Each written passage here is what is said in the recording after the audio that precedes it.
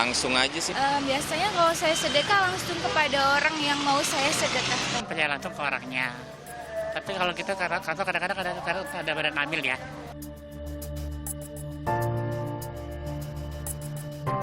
Kalau melalui badan-badan zakat atau ini ya kadang-kadang kurang amanah menurut saya. Saya lebih suka ke yang lebih tua gitu, nenek-nenek, kakek-kakek. Kalau nggak orang-orang yang cacat gitu. Kalau ke badan amil kita nggak tahu dikemanain. Karena memang tidak semualah badan amil yang nggak betul, tapi ya kita khawatir ada oknum-oknum badan amil lah yang menyalahgunakan. Selain meraih pahala, bersedekah dan berzakat merupakan panggilan hati. Namun pastikan penerima sedekah dan zakat tepat sasaran. Tak sembarang memberikan di pinggir jalan, karena bukannya membawa kebaikan bagi warga Jakarta, justru akan melanggar peraturan daerah DKI Jakarta nomor 8 tahun 2007 tentang ketertiban umum.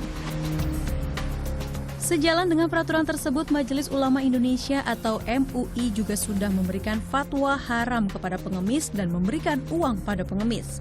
Tidak mendidik, tidak edukatif, itu yang pertama. Yang kedua, kita nggak yakin apakah orang-orang yang pura-pura mengemis di jalan betul-betul mustahik atau tidak. Jangan-jangan mereka disuruh oleh pihak lain. Nah yang ketiga, kalau kita berikan zakat kepada pengemis di jalanan, itu juga merusak citra Islam. Nah yang terakhir, kalau kita berikan kepada mereka yang ada di pinggir jalan, itu secara tidak langsung kita melanggar aturan main pemerintah. Selain memberi pengemis, fenomena pemberian zakat dan sedekah secara langsung acap membawa musibah bahkan hingga korban jiwa. Penyaluran melalui badan amil harus jadi pilihan utama dengan prasyarat transparansi penyaluran dana. Kalau memang sudah kita punya lembaga, alangkah baiknya itu serahkan ke lembaga. Nah itu para calon muzaki, mereka harus tahu track record-nya. Jangan serahkan zakat begitu aja. Karena kita tidak yakin kalau memang diserahkan kepada lembaga yang tidak baca dan hukum dan juga pengurusannya nggak jelas. Salah satu lembaga amil zakat dan sedekah mengaku punya mekanisme dalam memilih calon mustahik atau penerima sedekah. Penerima haruslah warga kurang mampu yang punya penghasilan tidak lebih dari 1,5 juta rupiah. Sebelum diberikan, ada tim survei yang memastikan latar belakang calon penerima. Mereka juga mengaku terbuka memberikan laporan keuangan kepada donatur untuk menjamin keamanan. Semua masyarakat atau donatur boleh melihat laporan keuangan kami. Dan kami juga diaudit oleh kantor akuntan publik terkemuka di Indonesia untuk memastikan bahwa dana zakat infak sedekah yang dihimpun oleh Debitu Wafa sudah digunakan untuk kepentingan masyarakat, untuk kepentingan mustahik. Sebagian dana donatur disalurkan dalam bentuk layanan kesehatan gratis, layanan pendidikan gratis, serta bantuan modal usaha. Adalah Afriansyah atau Rian. Bocah 13 tahun ini merupakan penghuni shelter untuk pasien kurang mampu. Bersama ibunya, ia datang dari Padang, Sumatera Barat ke Jakarta untuk menyembuhkan tumor tulang yang dideritanya.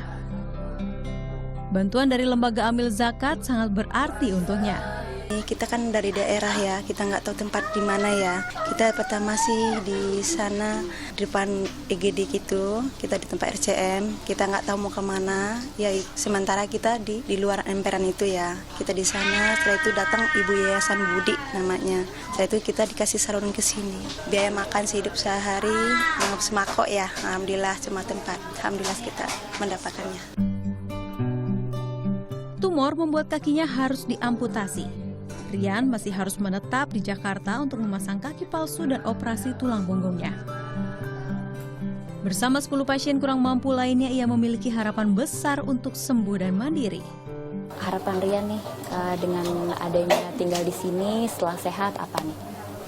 Mau jadi ustadz, mau lanjutin sekolah dulu, mau masuk pesantren, buat bayar supaya bisa umrohkan ibu. Tak hanya mendapatkan tempat tinggal gratis, Rian dan pasien lainnya juga diberikan aktivitas keagamaan dan motivasi dari tokoh-tokoh publik. Tentu saja untuk membangun optimisme kesembuhan dalam diri mereka. Ya seneng ya, karena ini sekali ya, banyak banget pasien-pasien yang sakitnya masih kecil, udah sakit, ada yang tumor sampai kakinya dipotong gitu ya. Jadi bagaimana kita bisa menyemangati mereka untuk terus menjalankan hidupnya, bagaimana kita saling bertukar pikiran, memberikan motivasi terus untuk mereka bisa menjalankan hidup mereka secara lebih baik lagi dengan keadaan mereka yang sekarang ini.